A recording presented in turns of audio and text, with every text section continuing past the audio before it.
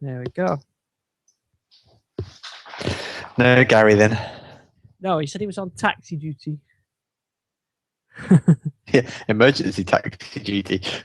Yeah, it's like an Uber with an alarm. Yeah. Oh, what's that popped on there for? Go away.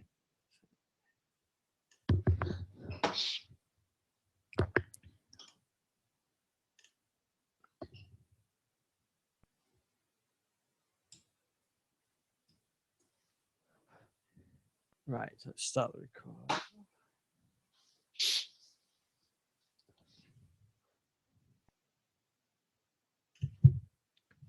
Right, everything seems to be on.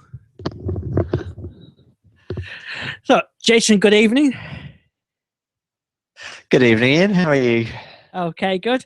Just us today. Yes, yeah, I think Gary's on Uber duty, isn't he? Yeah, he's on Uber alert duty. Emergency duty. I think he's secretly queuing up for his iPad, his giant iPad. Do you think so? Yeah. Yeah, I can't even say he's providing taxi for me anymore because I didn't catch the train anymore. But so still, I think he's probably too busy spending 5 hours upgrading all his phones to the latest Windows 10 mobile build. Well, yes, I mean that does take a considerable chunk of your life. It certainly does, yeah, from what I've seen. It's unbelievable, really. We can talk about that. So we've got a new build to play with, so we can talk about that. And we almost had a build last week, as we predicted, of course. Yeah, exactly as predicted. We almost had a build last week, but then we didn't. But it's through now, so we can talk about that. We've got a date for the Microsoft hardware announcement. Yes. What we're going to expect to see there.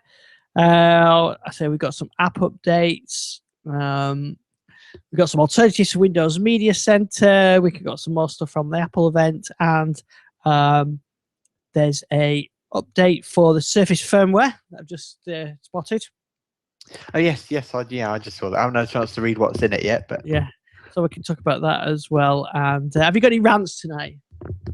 No, I do have a kind of a topic though. Ooh, not a rant, a topic. No, a topic. Yes.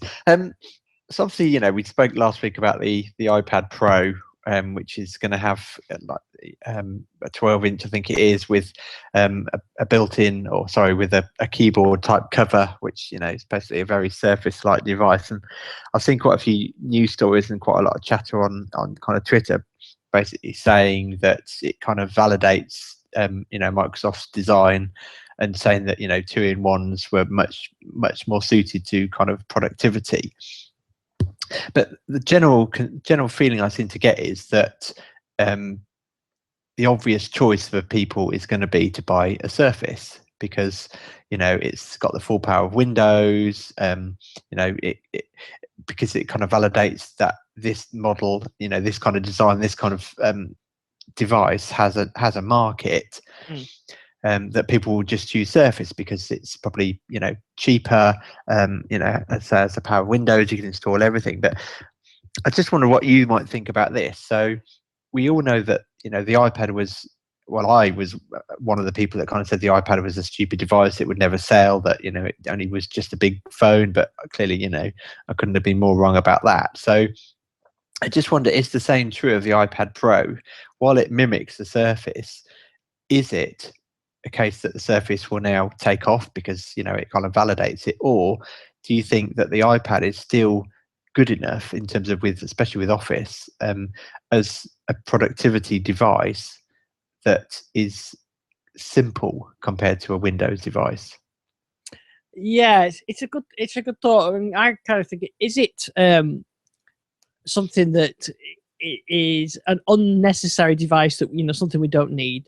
Mm-hmm. Or is it really the future of computing? Yeah. Which is kind of what you're saying. So, yeah, I mean, if you look, if you go back to the launch of the iPad, and I was a bit like you at first. I thought, well, it's just a big iPhone. But then when I got an iPad, it kind of changed how I use computers, and I carried it around with me all the time and used it for as much as I possibly could.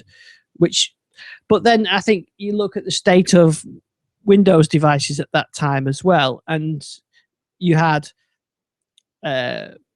tablets that were Windows tablets that were very clunky. And well, I think it was Vista time, wasn't it? It would have been Vista time frame. Yeah. So, and for its advantages, I think one of the main thing was the fact you could just turn it on and it worked. Aside from the portability, because I've had a tablet PCs for a long while, so I had I think it was still had my HP Touch, whatever the HP was, 27 something. I've forgotten the number now, but I had a HP with the pen and everything else, and that was sort of a lightweight device. So I had that, but the iPad was that simplicity. You just turn it on, it worked, and you could do some things with it, like browse the web, read your email, whatever. But there was always that thing that held it back. Trying to do a blog post would just take forever to do, just copying and pasting and things like that. So I couldn't do the podcast on it. I couldn't do the video editing on it. So there was always those things that held it back. Is then when I got the Surface 2, or the Surface RT even, that almost bridged the gap, and that where I didn't need the iPad anymore, because it would do everything the iPad would do, plus it had Office on there.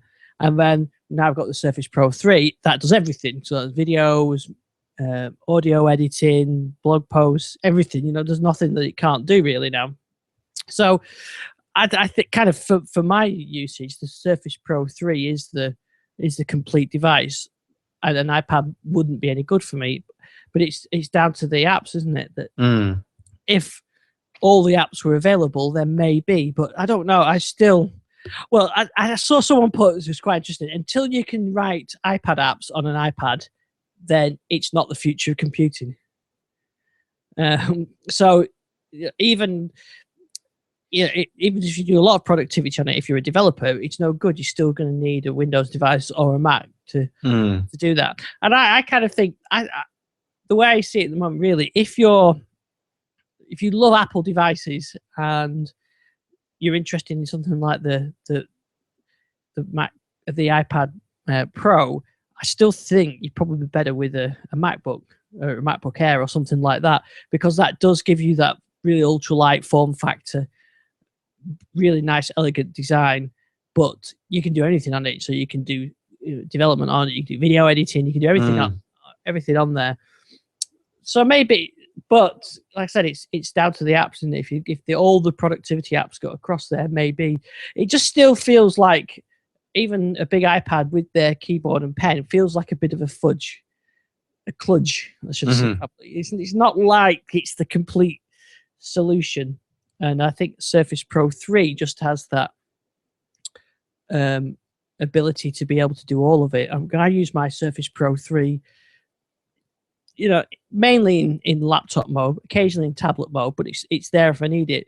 Whereas I think the iPad Pro is designed really to be a tablet and not as a laptop. And I can't see me sit. I don't know. Talk about. I think you mentioned it last week. The sort of lapability, how it would sit on your lap, and I think the Surface Pro 3 is pretty good for that. I'm not sure what the iPad Pro is. I'm not sure if it falls into sort of a bit. Not portable enough to be an iPad, and too big to be a tablet, while not being quite good enough to be a laptop. I don't know.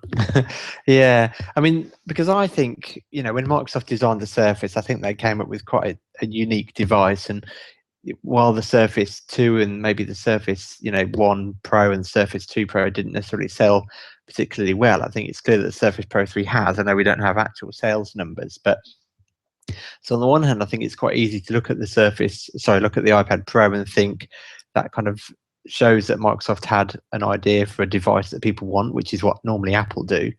But I do worry that the iPad Pro is kind of, it's easy to underestimate it the same way I did with the iPad. So the way I see the market, I mean, you've got two markets. You've got enterprise and consumer. Enterprise, I think Surface is the ideal device. It's got the manageability, the integration with kind of system center management and system center configuration. It's got all the support for Active Directory and group policy and all the stuff that businesses need to secure their devices. But I think then on the other flip side, you've got the consumer market, and I kind of then think about the kind of typical 80-20 rule, where 20% of the people are like us, where, you know, I want to run SQL VMs and you want to do your podcast editing, and, you know, install apps, and developers want to develop the apps that we all like to consume and use.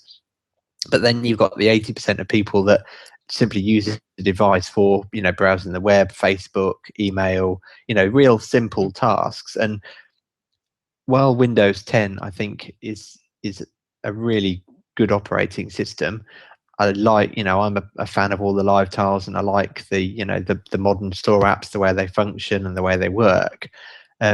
But I still think that Windows is too complex, and this is why I'm so disappointed that the Surface RT devices haven't taken off. And I hope there might be a Windows 10 mobile type device that offers that similar functionality to the iPad Pro. Otherwise, I do wonder whether or not we will underestimate, you know, the iPad Pro. You know, Apple customers have a past of, you know, being willing to pay that a bit more, you know, for what is always a really elegant, really nice device. So then you've got the other people that probably have, you know, in the past bought iPads or maybe Androids, that, you know, is it going to kind of hurt Microsoft's momentum, I guess, is my ultimate point. I'm not sure it will. I think it's, if anything, it'll just take sales away from MacBook Airs or MacBooks in general. Mm-hmm. If you've got a grand or whatever to throw about on a device, I'm not sure if you want an iPad Pro, whether you'd be looking at an iPad Pro or Surface Pro 3. I think you're more likely to, do you want an iPad Pro or a MacBook? If you're looking at a Surface Pro 3, I think you're probably already in the Windows camp, or you just prefer Windows. So, but I mean, I was looking at how my wife uses her stuff, and she's got an iPhone and an original iPad Mini and a Windows 7 laptop, and she never uses her iPad. She always uses a Windows 7 laptop, and part of it's maybe through habit, but part of it is just it does everything she wants it to do, but it's got the proper keyboard, and even Facebook browsing. I say to her, you know, why not use your iPad? Well, she's using the phone, and then if there's really something she wants to do that requires a bigger screen, then she's on the laptop. So, you know, so maybe the iPad doesn't quite fit it. I don't know. I know a lot. Well, if you look at what happened with the iPad when it came out, originally it was a lot of the, you know,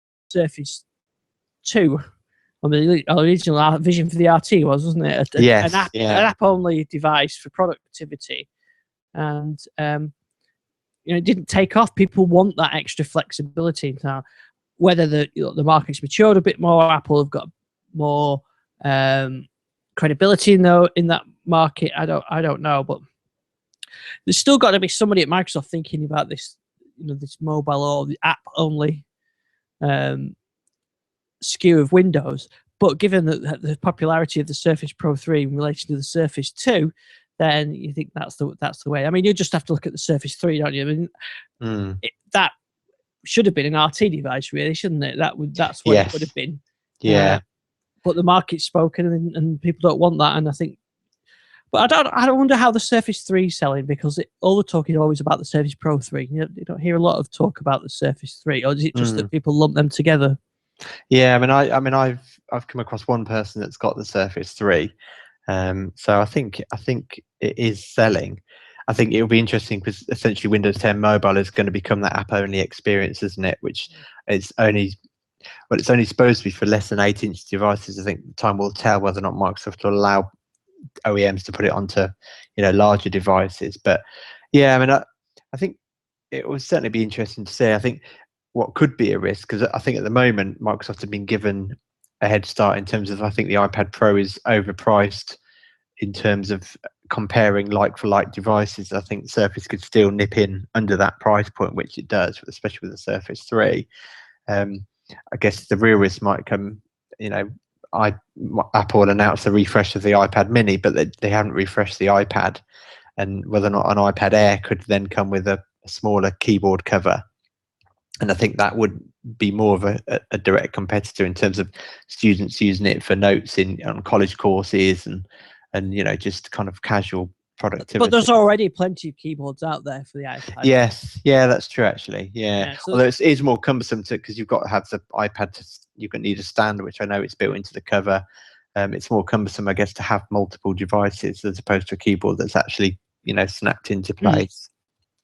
But yeah, I think it'll be interesting. I think I think hopefully the iPad Pro is overpriced, and obviously I've got best interest. I've tried using iOS, I've tried using Android. I still prefer Windows, so I'd like to see it succeed. And of course, the other thing about the iPad, it's not just the app infrastructure and the hardware. It's also the operating system for when you're using it. And again, that's something where the market is kind of spoken to Microsoft. The tablet OS isn't suitable for a hybrid device. You need a hybrid operating system. So essentially what Windows 10 is now. So I'm using my Surface now, and I've got the start menu, and I put it in tablet mode, and it continue, and it automatically changes. And I quite like that. And that seems to be working for Windows 10.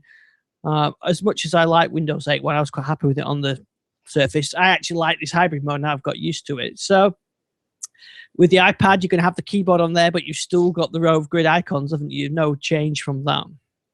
Yes, yeah, no, absolutely, yeah, I do. Especially, I mean, even Android, at least you don't have to have everything on the home screen.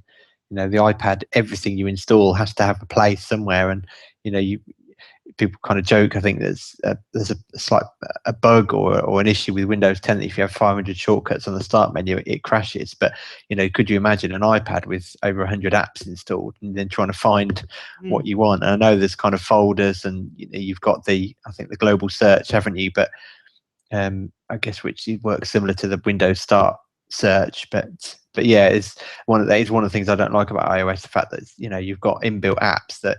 All right, so Windows 10 now has inbuilt apps you can't uninstall, but you don't have to have them on display. Whereas with iOS, my wife's got a little iOS folder where she puts all the built-in iOS apps that she doesn't use, which I think most people have got. Yeah. But then I think, it'll be interesting, as you mentioned at the start, 6th of October, we've got Microsoft event. They're going to be hopefully announcing Surface Pro 4. Maybe that Surface Mini might even make a surprise appearance. I'm not sure it will, but new phones and maybe a new band. So we'll see. So let's talk about that. So 6th of October is the date that Microsoft have announced they're going to talk about hardware. I think that's what they actually said, isn't it? Or devices. Yes. Let's share. We have exciting news to share about Windows 10 devices. So they don't actually say that they're their own devices. So it could be that there's a new budget phone out from Acer and a new CloudBook, Acer CloudBook, £179 CloudBook. So, but so what do you think we're going to see then at this event? I think, well, I mean, they've certainly talked about the two Lumias, haven't they? The CityMan and the TalkMan.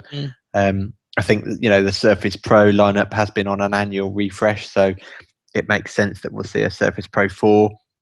When I purchased my Surface Pro 3, I really did think it was the time for me to buy, and that it had kind of evolved into the device that I wanted and needed, and it has fitted my needs perfectly. But I think the Surface Pro 4 has the potential to have those extra hardware features that just kind of make you desire a refresh. So I think hopefully Windows Hello should be a given, where the camera is able to log you in through facial recognition. I think which at the time, I didn't have any awareness of, Intel have their new processors which run cooler and potentially faster, I guess. So, I've mentioned before with my Surface Pro 3, with my usage scenario does cause it to get hot. And that's, I'm pushing it beyond most people. So I'd like to see the cooler, thermal fingerprint maybe even, you know, some of the lower end devices maybe being fanless. I'd also like to see, which would really help me in maybe the top end Surface Pro 4, would be a 16GB RAM model. 8GB is a bit of a limit for me, and compared to Ultrabooks, I think it's quite limiting. But admittedly, again, that's kind of you know, an edge case scenario where people would push it to the limit in the way I do. And I think apart from that, we may be in for a surprise. Maybe, you know, they'll unveil a Surface laptop or something a bit more traditional, you know, 2-in-1 in terms of instead of it being a keyboard cover, an actual clip-on keyboard, a bit, you know, I guess reminiscent of the kind of Asus and Dell kind of 2-in-1 devices, maybe a 14-inch screen with a, you know, proper clip-on keyboard, maybe with a battery in it.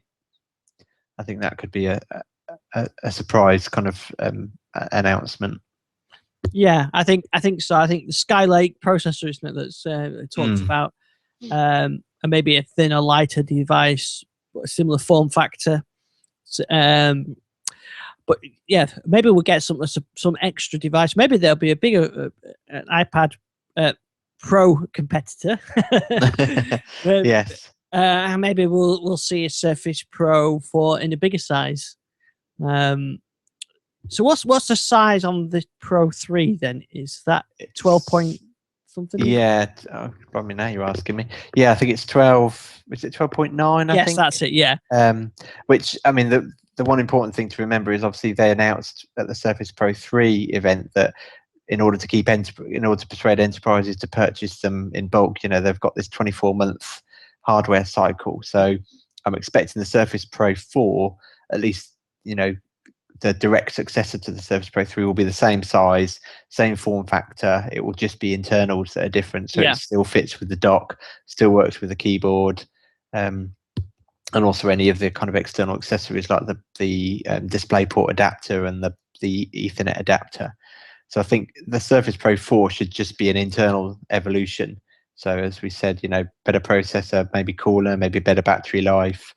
And then, but there may well still be a larger Surface Pro 4. You know, they've only said that they'll support the hardware on that in that form factor. That doesn't exclude them from launching a 14-inch or 15-inch more laptop style device. Yeah, it would be interesting to see how they do that, because, and I can see them doing it, because the Surface Pro 3 form factor has driven innovation within the PC industry, and we've seen that Lenovo clone and and a lot of convertibles are out now. So the convertible is kind of seems to be the form factor that a lot of people like. Yeah, but maybe they could do some innovation around the clamshell form factor with the Surface. So, you know, the same philosophy that brought the Surface to us has been something that was designed as the sort of perfect device or whatever, and that philosophy is applied to a laptop design. So maybe we'll see something like that, or like you said, maybe we'll go the other way and we'll get a small Surface Mini, the return of the Surface Mini rumor. yeah. I think I've kind of got two trains of thought with the Surface Mini. I would like a second smaller device that's pure mobile, but then I also wonder whether or not Microsoft are now in a position whereby the OEMs have kind of caught up, and so they would have a device that doesn't necessarily directly compete.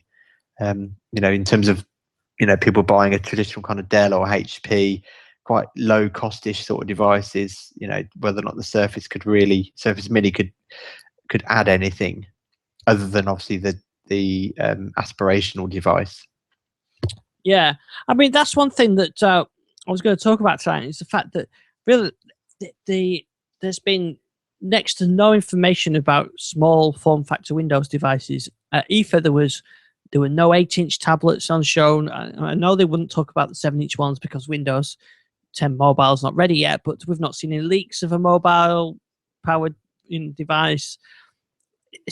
They've not really talked too much about it, so I'm wondering whether the two ways it could go is that they've got a device in the works, or they know that OEMs have got devices in the works and they're just waiting for the right time to talk about them, or whether they're back down a little bit on that sort of mobile only SKU, and that whether that's just going to be for phones, and their aspirations for Windows Mobile stepped back a bit since they had the reorgs, and this is just going to be for phones, and then it's Windows 10 Intel Power ones for everything else. Yeah, I mean, I did initially think that it was just because Windows 10 Mobile wasn't finished, but then Microsoft collaborated. And you mentioned the Lenovo kind of Surface clone. Microsoft works really closely with hardware partners to the point that they even brought the launch of Windows 10 forward. So you would expect Windows 10 Mobile on smaller 7-8 inch tablets that there would be that same calibration and that same kind of buzz starting to build. So yeah, it's certainly a strange one, because there clearly is a market for those. People have really kind of transitioned to smaller tablets. People started off with the big iPad, and then obviously the smaller Android devices came along, which kind of forced Apple's hand into launching the iPad Mini. So yeah, I think with the Windows ecosystem, it's really going to come down to apps for those smaller, for those kind of app-only devices, and whether or not Microsoft actually want to let the phone and Windows 10 kind of mature in the market so that those applications do start appearing, and then you've kind of got a tablet that actually has some kind of use. Because really, while the app ecosystem, and I think we have to be honest, there is still holes in there. While that is still maturing, is a phone kind of good enough for those kind of browsing web, checking email and stuff? Yeah, it's a tough one, isn't it? Yeah, especially with phablets. I mean, they go up to what, 6.5 inches, 7 inches. Yeah. It's from that perspective, it's hard to think where a pure tablet kind of fits in. I mean, it's funny, really. I don't know that it's just because I've got the devices I use for testing, but if I sort of sat on the sofa and I want to just flick through Twitter and have a look at what's going on, I would prefer to pull out the Encore or the Link 7 over the Surface Pro 3. But then when I see something, I think, oh, I'll do an article about that. Then the Surface Pro 3 comes out. So I still use my smaller tablets, even though I've got the Surface Pro 3. But it's mainly for that sort of browsing, casual browsing, where you just, maybe I'm watching TV, so you don't. So it's a smaller screen.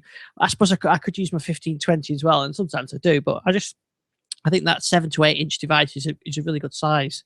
But then if I want to do something a bit more focused, then the Surface Pro 3 comes out, because that has got that better form factor. And I do like the Surface Pro 3 in tablet mode. I use it quite often, but like I said, if I'm just doing the very casual browsing, then I will use the Encore or the Lynx. I mean, it's kind of like it. Maybe if I'm sat having a coffee and you can hold the tablet in one hand and your coffee in the other hand, it's a lot easier than the big Surface. So I think there is still a market, and I actually prefer the iPad Mini to the full size iPad for that reason. Really, I don't know what the sales have been like of iPads. I don't know which people prefer, but when I do handle a full-size iPad, it feels quite large now, which is kind of strange considering I use the Surface Pro 3 in tablet mode. But yeah, I think that 8-inch one is quite. I think it's because it's almost like a paperback book size. That's what I like about it, maybe. Yeah, I mean, the Surface Pro 3, I must admit, mine, I don't use it as much as a pure tablet as I thought I might, but when I do use it, I mean, it definitely is an oversized tablet. It's not something I can certainly see why you would prefer a smaller tablet. And I think, like I said, I would like quite a companion device. But one thing I do find is that whenever I pick up my Surface Pro 2, it's this real chunk of a device. And while it's a smaller, I think it's 10.9, I think it is, inches, it's so thick, it's so unwieldy to hold as a tablet compared to the Surface Pro 3, which most people would look at and think that's too big to use a tablet. The Surface Pro 3 is really well balanced from that perspective.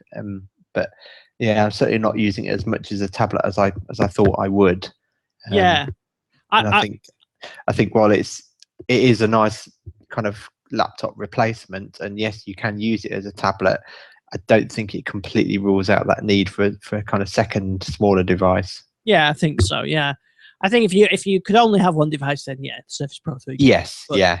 if you've got the option of and some of these, £59 for a Lynx 7, then yeah, if you've got the option, then use the device that's sort of best for that current situation that you're in. But even though that Lynx 7 has got Office on it, and I think I've probably got the mobile apps, and I've got 2016 on there where I've been testing that.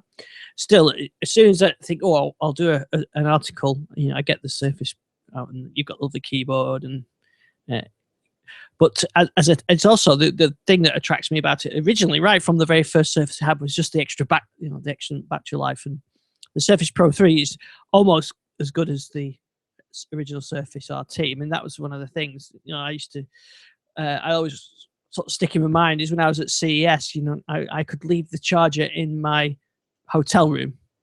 Yeah. And that is such a nice feeling. Even having the charger with you in your bag is still security. But when you go to an event like CES or any big conference and you see groups of people sat huddled around plug sockets on the floor, which I've done many times myself with my devices. When I went with the Surface, the original Surface RT, I never had to do that, and it makes such a difference when you've got that all-day battery life. Yeah, absolutely. So before we go on to the Lumia, so you've got a Microsoft Band. What are you hoping for from Band 2? Well, I think there's two things really. There's the hardware needs to be much more rugged. Mine looks like it's been around the block a lot.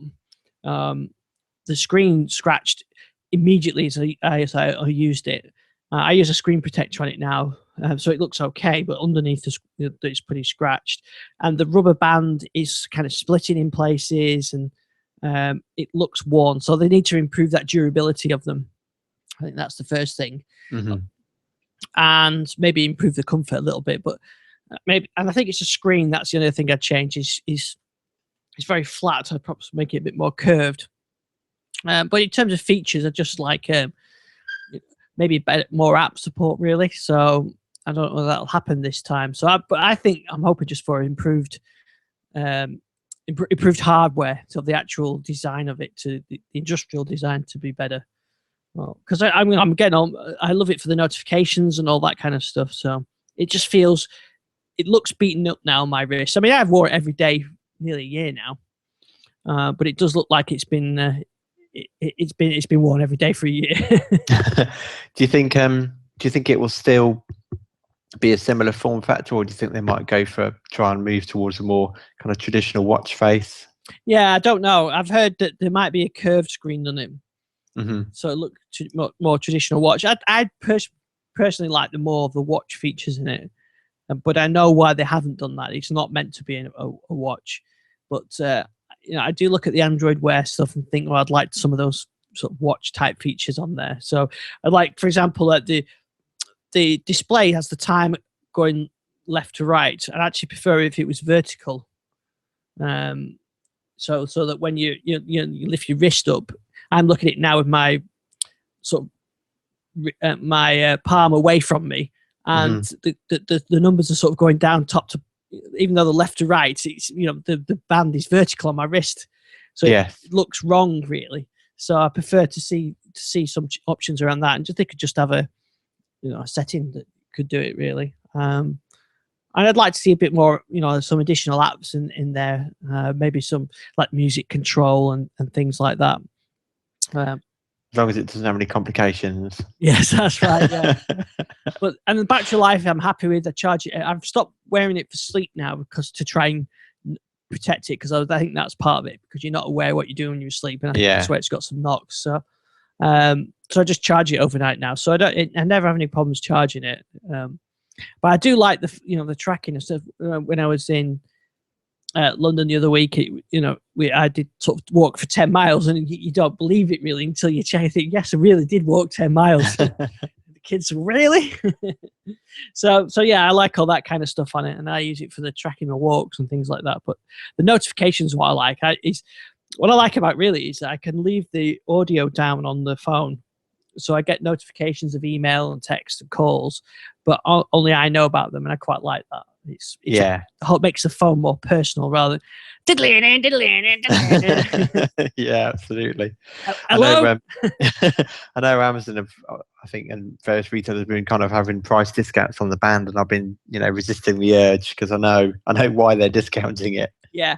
If you're a Microsoft enthusiast, then the band is definitely, and you're looking at some of that sort of that kind of functionality, then the band is definitely the one to go for. I mean, I reviewed that Alcatel one, and that was nice, but that it only told you had a notification, and you really couldn't tell what it was without getting the phone out. So, but I wouldn't pay the sort of the price of an Apple Watch. I think the closest I would get is the Android Wear.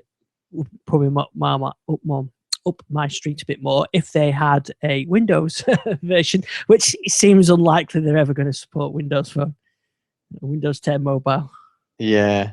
So the obviously the next part we hope to see is some kind of premium devices, the flagship phones that everyone's been after. So we're expecting to see the Lumia kind of CityMan and Talkman, which I think, along with the usual kind of spec bumps, it's really the continuum feature, isn't it, that I think everyone's going to be talking about, which does seem to be generating quite a bit of buzz. I still wonder whether or not it's going to be one of those features that people think they want more than they actually end up using. But I think it certainly has some potential. I know it gets compared to the Asus Atrix, I think it was, or the Acer Atrix, which was their dockable Android, but I read an article where they made the exact point I've made in the past, where the problem with that device, it just didn't have, the apps couldn't adapt to that change in screen resolution. Whereas, because they've got this universal app model, the Excel that runs on the phone is the exact same Excel that you actually run on the tablet. It's just a different UI. So as soon as you plug it into a bigger screen, then it just expands out to be the same, literally the same version with the same features that you would use on a tablet. And I think that could be the thing that tips this over the edge in terms of people actually making use and it being a feature that people desire. Because I think we live in a culture where people do lots more remote working and hot desking, and I think having a hot desk where you literally just drop your phone in. Yeah. Most people don't necessarily need to lug around a huge laptop, which people end up doing because they need that, the hot desking, and they need that full featured apps. Whereas, you could imagine when they finally get the application working properly, Outlook mobile, expanding into a bigger, more Outlook desktop style client. So I think, it'd be interesting. Yeah, again, we were talking about multiple devices. I think a lot of people have multiple devices now, and that makes it sort of less need for it. But it may mean we go the other way, and we stop having the multiple devices, and we just start to have single, core devices that we do everything with, and then just different ways of accessing them. So it could be a big change in the market, because Microsoft really is the only vendor with that sort of universal app. I know with Android you can kind of do it, but I still think that I think you've got Android TV that you can run. Oh, it's not even Android. Yeah, it is called Android TV now, isn't it? Whatever the latest one is. But so I think with Android you can kind of have that right once to multiple displays, but I don't think it's as sophisticated as by any means of Windows. So if that is a trend, then Microsoft are in a good position, and it does mean that I think without that continuum, the CityMan and Talkman would be somewhat of a lackluster launch, really, considering we haven't had a flagship for so long. I mean, for me, they'll be nice devices. I think is it the CityMan the bigger one? I can't remember, but that's my assumption, that Talkman you'd expect to be more a talking phone, whereas CityMan something that you would use, with a bigger screen. Yeah. So I think the CityMan would be the one that I would like. But then I suppose, because what would that give me in addition of on the 1520? Well, I think it's got fast charging and Windows Hello potentially. Yeah, Hello and Continuum. So there are possibilities for it, but I don't think that they'll ever win over Android users anyway because of the OS. But yeah, they do need some flagship phones, and I think I know some people. I can hear the people grumbling about the lackluster sort of phones, but Yeah. but Continuum is a differentiator, and I think for that reason that I will probably look at one. Yeah, and obviously the Citymen talking about are code names, aren't they? I think they're expected to launch as a 950 and a 950 XL, and I do think Continuum is interested in it, and also people do seem to be generally interested in it as a feature, probably more than I thought they would. But my view in terms of the limitations is the problem is it's your device. So if you're using it as a hot desking tool, and then somebody phones you and wants to talk to you about a spreadsheet that you're working on, can it work in that way? You kind of then pick up your phone and answer it, and suddenly you've lost your computing device. Now, I guess you could attach a Bluetooth headset, so there are ways around that. But one scenario I could think of is for my wife. She used the tablet mainly for web browsing, for email, and watching catch up TV. So if she had a phone that she could just dock and have a screen sitting there waiting, does she need an actual full-blown tablet? But then I know that if she was watching TV and got a phone call, which would interrupt the TV. So it's I think there is going to be some interesting obstacles and hurdles to overcome, but I do like the idea of the concept. I think one of the demos was that Microsoft showed was you could still use it, the one that with the wireless. You could still use it as a phone because it was a second display. Yes, yeah, that's true. Actually, yeah, I'd forgotten about that. So I think in that case, it should be working. Obviously, if you've got it in a dock, then you've got to take it out of the dock to answer it. Then you're going to get disconnected.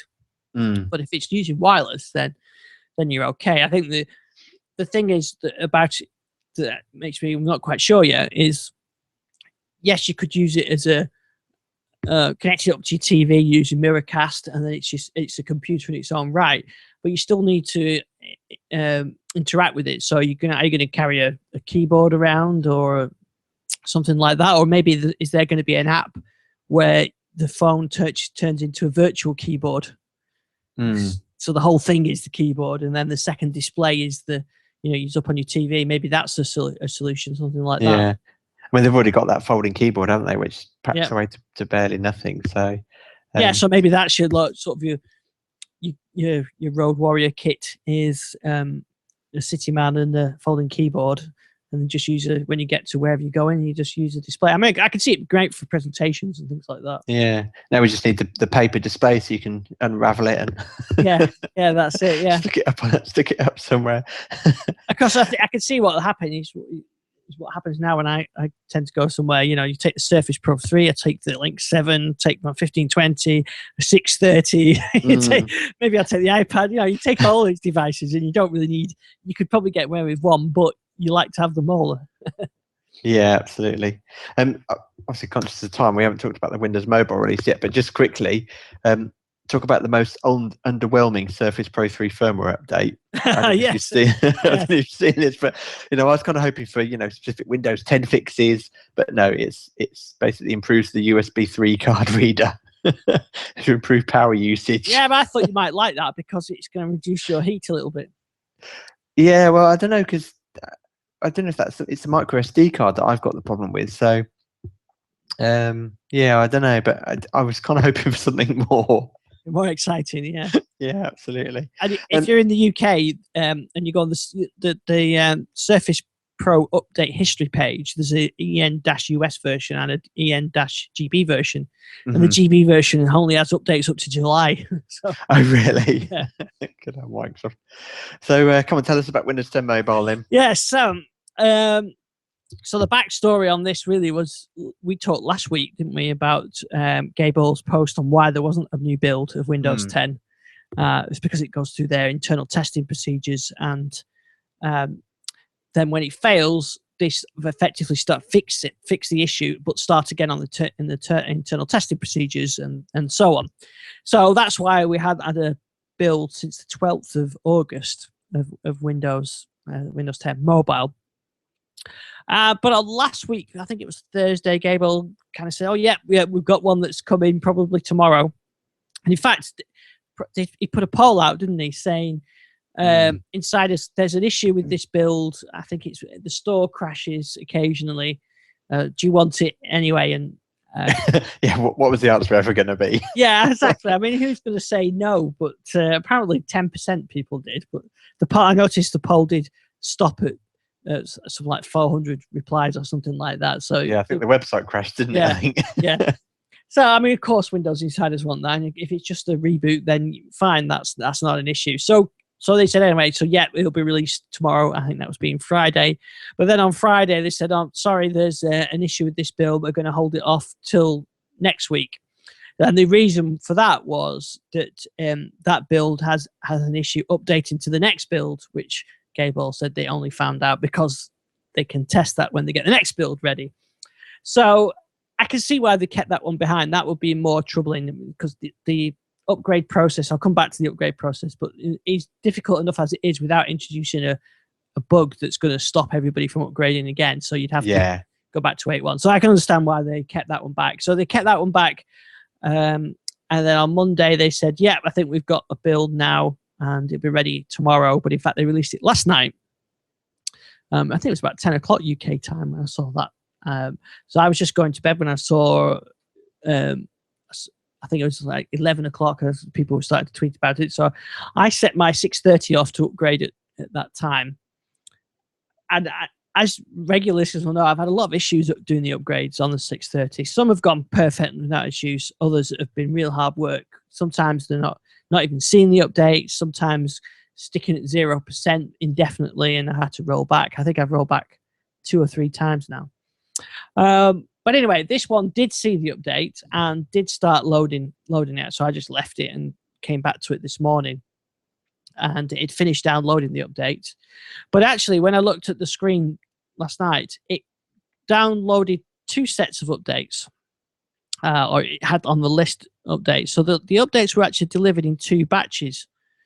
So I'll tell you the exact build number. So the build number that we've got finally is 10536, but I think 10530 was also on the 10514.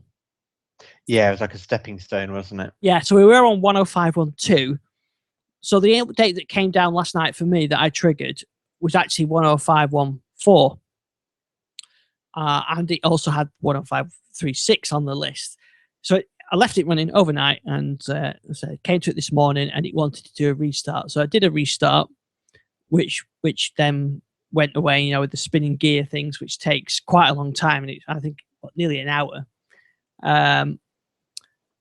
And then I came back to it, and I'd read the post that said that there's the 2 updates. So it had only done the first one of it. So I went back into settings and checked for updates, and it did find an update. So I set that off, and that took, it was half an hour. It was still on 0% downloading, and I had to go to work. So I just chucked the phone in my bag and went, and obviously it lost its Wi-Fi connection at that point. Mm-hmm. So by the time I got to work, it had come up saying it failed. So I started it going again, and another hour later, it was still on 0%. And I do remember that being a problem last time. So I think one of the tips that I saw was if you actually force close the app, the update, the settings thing, and then go back into it, you see a better progress indicator. Anyway, it still didn't. It stuck at 0%. So I left it in total for 2 hours. Still did nothing. So I restarted it, and then that actually started to trigger the download, which then I would say took another further hour. So an hour and sort of 4 hours of updating. But that seemed to take forever as well. They've got to improve that percentage progress of the downloads bit, because it went from 0 to 14 to 100%. So there's only those 3 intervals.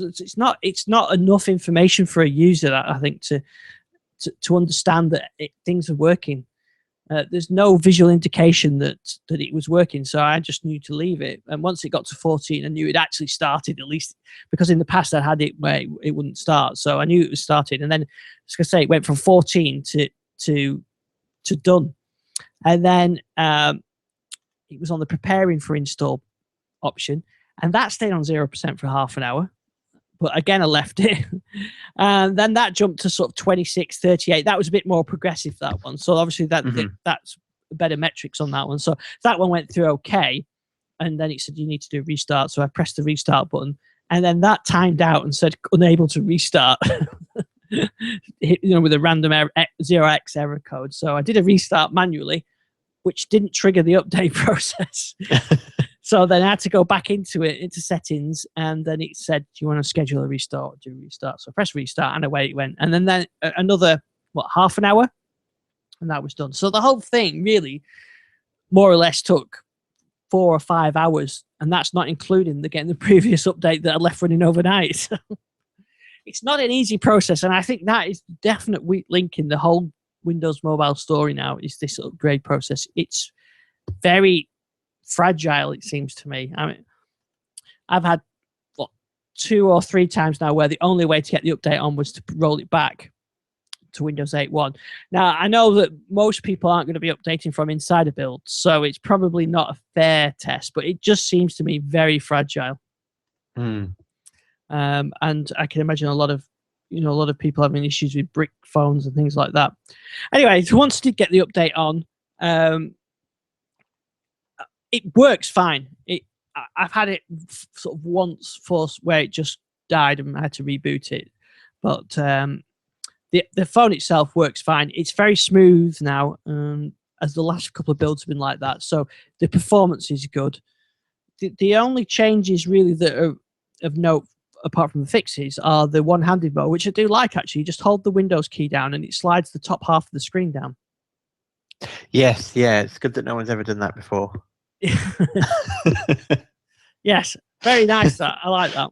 Yes, no, it's a really good idea. Especially, I mean, my 920 is just, it's just that little bit too big to be able to reach the top part of the screen. So that's a feature I'll be really interested in. Yeah. That's purely based on Windows Insider feedback, isn't it? People asking for it on all phones. Yeah, and it'd be great on my 1520. Yeah, absolutely, yeah. The other thing that they've changed, the phone app, the Photos app has been improved. There's no hamburger menu on there now. I wonder if the hamburger menus are on the way out again in Windows. Yeah, I'm not sure I really strongly feel one way or another, but one thing I am pleased to see with the Photos app, which is supposed to be being updated on Windows 10 as well, is that it includes the folders view. Yes, yeah, that's.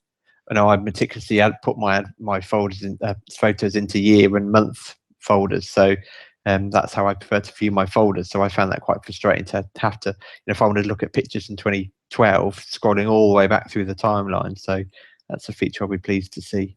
Yes, and it all just seems very smoother as well. I mean, one of the issues that, let's talk about the fixes then before I talk about the problems with it. So the fixes, there's a whole load of fixes really, but the main things since the last build is they've fixed the issue with mobile hotspots. So that's not a problem now, and quiet hours is fixed as well now. And two-factor authentication. Basically, most of the bugs from the last release have been fixed in this one, which is good to see. And there's only quite a limited number of issues as well, isn't there? Yeah, there's not many issues with it at all. I should say as well, you can now go straight to this build from Windows Phone 8.1. I think for the last one, you had to jump a couple you have to do a couple updates, which is quite good. But yeah, the main issue with this one is around the Lumia app, which seems a bit of a strange one, really, because it's kind of a self-inflicted problem. It's not really a bug. If you got the 1020, which has got the extra, the really nice camera optics on it, the Lumia camera app's no longer available. So you can't use the 41 megapixel feature or the DMG formats.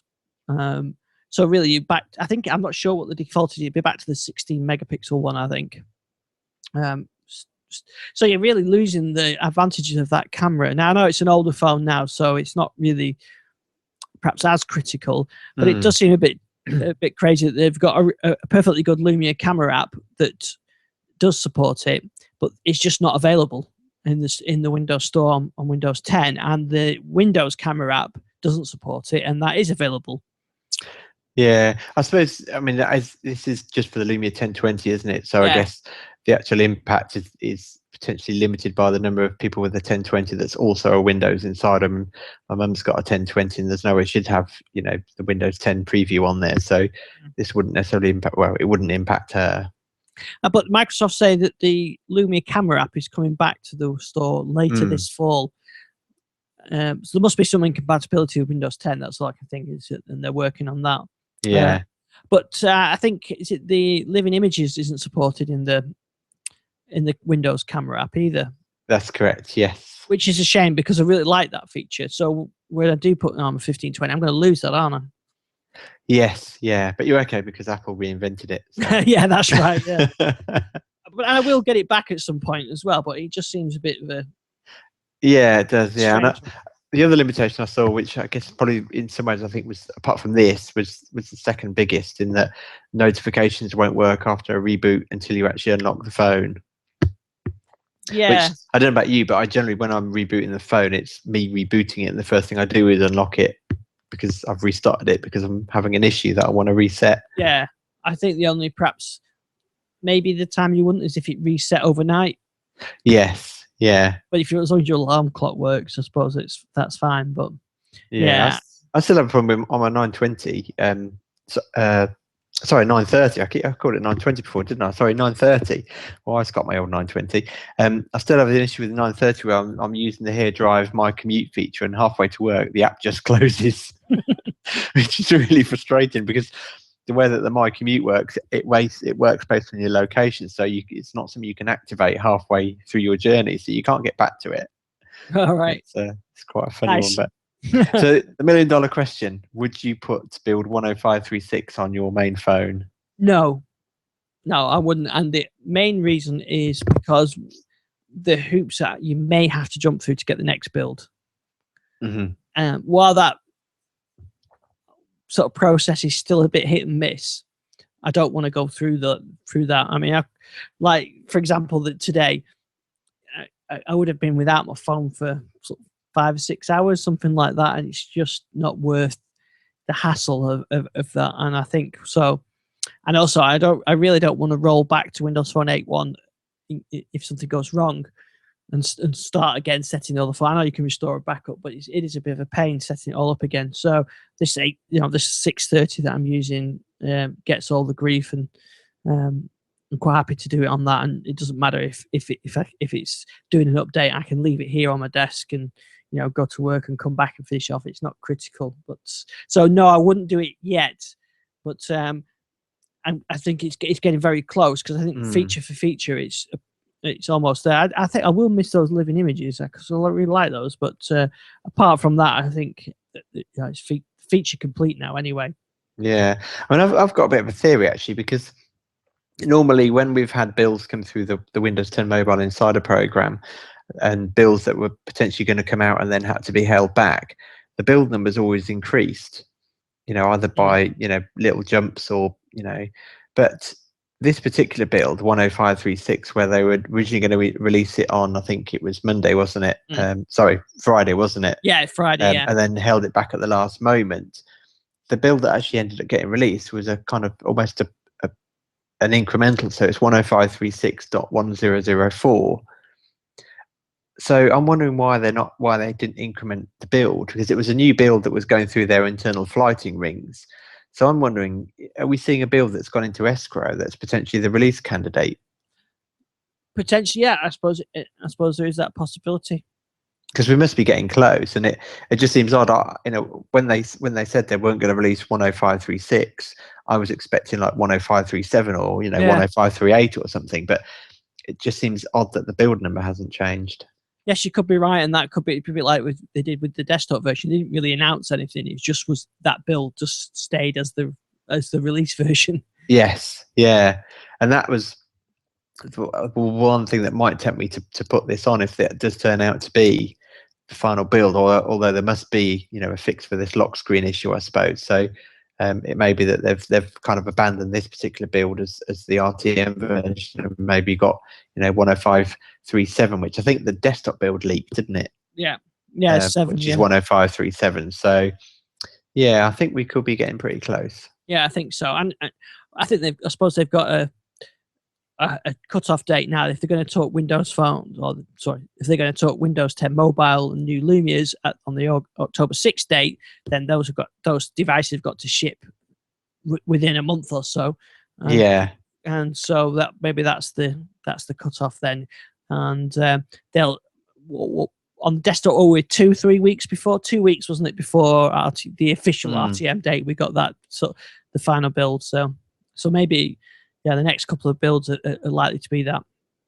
Yeah, so I'm wondering whether or not they'll be looking to complete this maybe within the next week or two, certainly by the 30th of September, which would set them up for the 6th of October announcements. Yeah, it could be. So now I think we can start hassling Gabe for a desktop build. Yeah, absolutely. Yeah, I liked your review of the Lumia 830, by the way. It's a really nice little phone, though.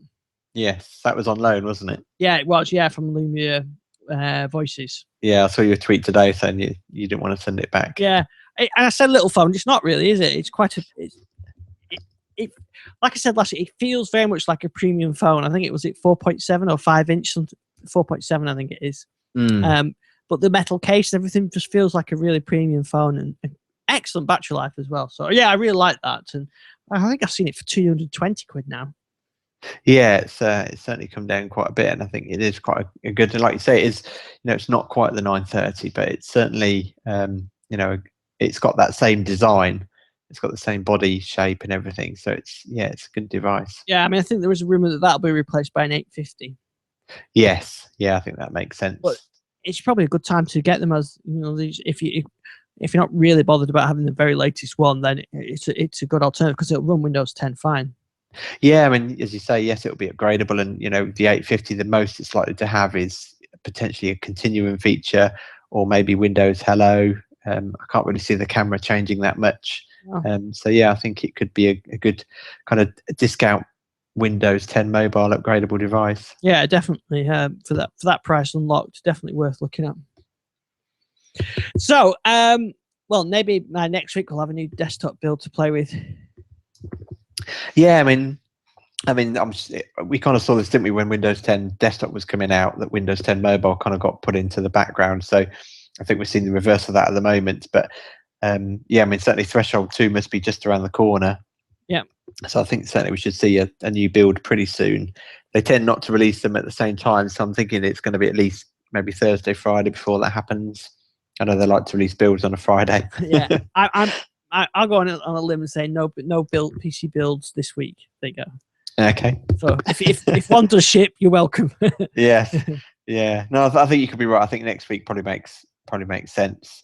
It'd be just to see exactly what they're going to add. I mean, I'd like to see support for the Skype messaging and video apps, perhaps, but yeah, we haven't really, unless you have, kind of seen any leaks or talks about really what Threshold 2 is precisely going to include. I know there's been a lot of talk that it's going to be the release that Windows 10 was originally intended to be, but apart from the Skype integration, I'm not sure exactly what's missing.